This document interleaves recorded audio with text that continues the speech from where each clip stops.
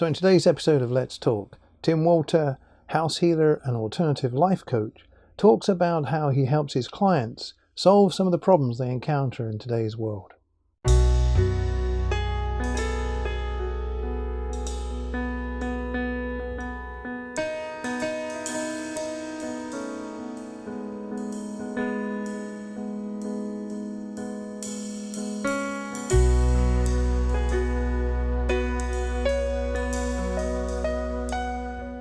You were talking about the way that the world shapes us, and I think, and you were talking about the packages, and as I was listening to what you were saying, I could relate to the way that in education, in sociology, in psychology, in the way the media and culture is designed, we are manipulated into certain molds to try and make us adaptable for the needs of the societies that we live, regardless of which country it is.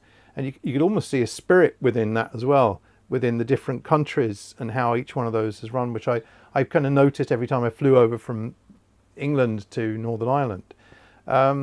So I think it's interesting to look at, and I'd mentioned the wave a short time ago, and what I'm becoming more aware of is that you do have blocks of time where you're meant to do one thing, and then it seems as though there comes an end to that and you move on to do something else.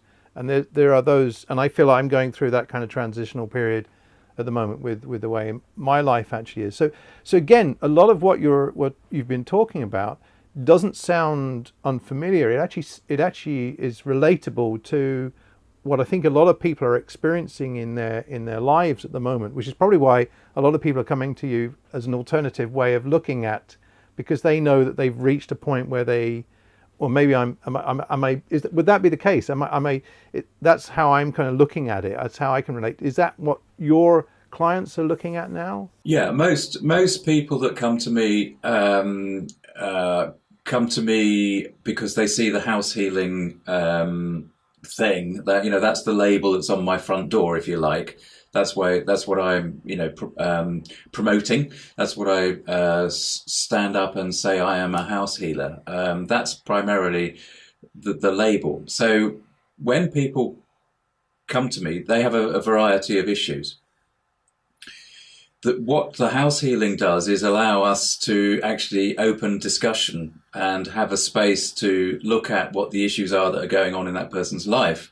Now, it is very interesting from my point of view as a house healer. What I do is I basically ask the person for a floor plan, ground floor of their house. That's all we need. And then I go through a list of 45 or so section headings to actually ask questions of the management as to whether these apply to this particular person's situation. So these things might be covered by, are there ghosts and spirits trapped in the house? Are there elementals trapped in the house? It can be water flows, detrimental water flows under a person's building. It can be earth energy lines going through a building. It can be toxic lines, as we call them, from industrialization affecting that person. Now, really, these things are just labels, because what we end up with on the floor plan is, because I draw these onto the floor plan and we can see where they are, what we end up with is a symbolic representation of what's going on in their life very often.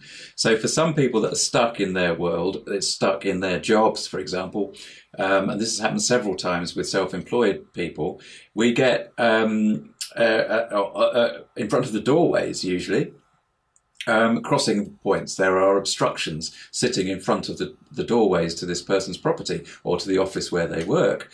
Now, this is symbolic. It's a label. It's a system. So we clear that. I ask the management to clear that. So in other words, with focused intent. So with positive focused intent, we're calling on God, if you like, if we're going to use the G word, to actually help this person to clear these items that they have shown us, that we have then discussed.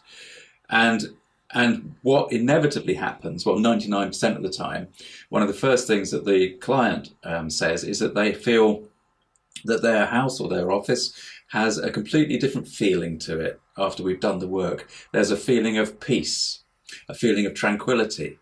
So it's almost like the slate's been wiped clean, and then, okay, so there they are in a good position then to start again or to tackle the problem in a different way. everybody is different. So in saying that and citing this example of a crossing point in front of a doorway to an office or a house, that's not to say that everybody's got that comes to me. There are many different issues, and I always try to look at, although I'm doing fairly woo-woo work, I always try to look at the grounded common sense problems first. Now, for example, I've got a lady in America who, she's not actually a paying client. I get a lot of people just asking me questions about stuff that they're encountering, and that's fine. I try to help them whenever I can. So this lady in America has an issue with hearing some sort of whoosh, whoosh noise in her house. She's feeling like there's a bit of a presence there. And I've doused this a little bit. I can't spend a lot of time because obviously she's not a paying client, and I need to still keep service my paying clients and keep the roof over my head. But I've looked into it a little bit. There are some issues that we've discussed, but only this morning I noticed on YouTube that there's a TED talk where somebody from a very scientific perspective is dismissing paranormal activity. But what they're saying is that carbon monoxide poisoning can sometimes induce feelings of being watched, feelings of being, get sort of a little bit paranoid about your environment, a heaviness in the chest, and audible changes like whoosh, whoosh, right? So immediately I'm thinking, oh, hang on. Right, this is something I haven't asked for this lady. Maybe there's a carbon monoxide issue there. Whereas she has asked other dowsers what's going on, and they've come up with issues that are just completely off the planet. They're just like, well, that's bonkers. Why are they jumping at that as a solution for her problem? The likelihood is it's a very common, grounded, practical, everyday solution that she needs, not necessarily a spiritual one. So I suppose what I do is I'm open to the spiritual possibilities, but I like to take people through the common sense grounded stuff first, because let's get that out of the way, because 99 times out of 100, that's what's going to be the issue. It's not something as weird and wacky. People jump on the weird and wacky because they think, oh, this is exciting. Maybe I've got a ghost in the house. Whereas actually 9 times out of 10 it's not.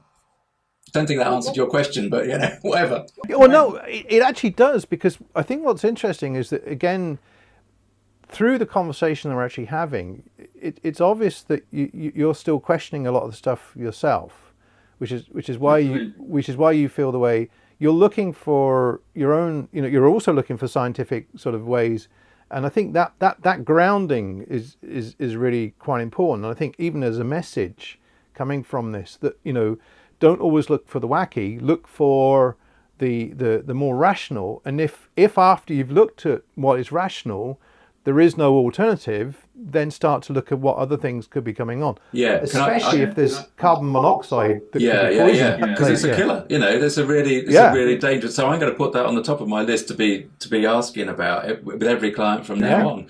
I do just want to interrupt you because one of the crucial things is about all of this experience, right? Going right back to when we first met Jane and first encountered her in the house. The reason my life changed and the reason I'm doing what I'm doing now is because I asked the question, how can this be possible? How can this be possible? What in the scientific world can possibly explain how I could have the spirit of a dead person living in my house? So I didn't just jump, whoa, it's a ghost, let's go for it. It was right, whoa, no, hang on, this doesn't fit. This doesn't compute with what I understand to be reality.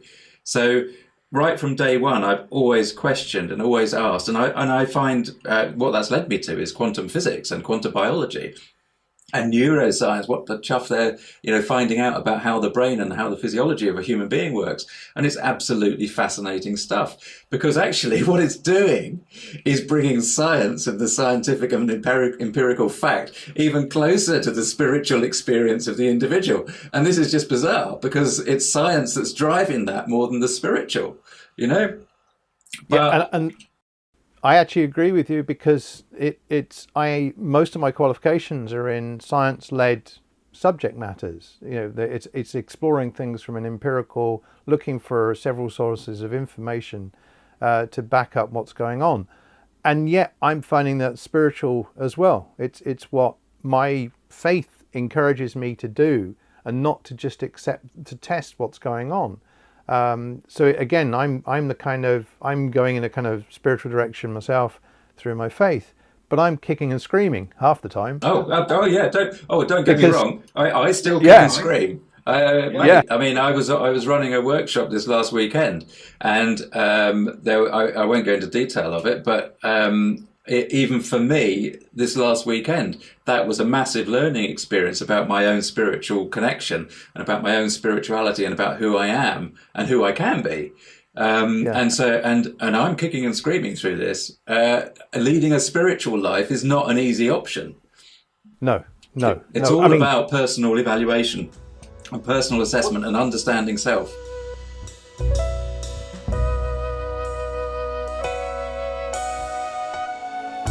We have more on the way, so please subscribe to this channel and check out the link below if you'd consider becoming a patron to help us keep making more content.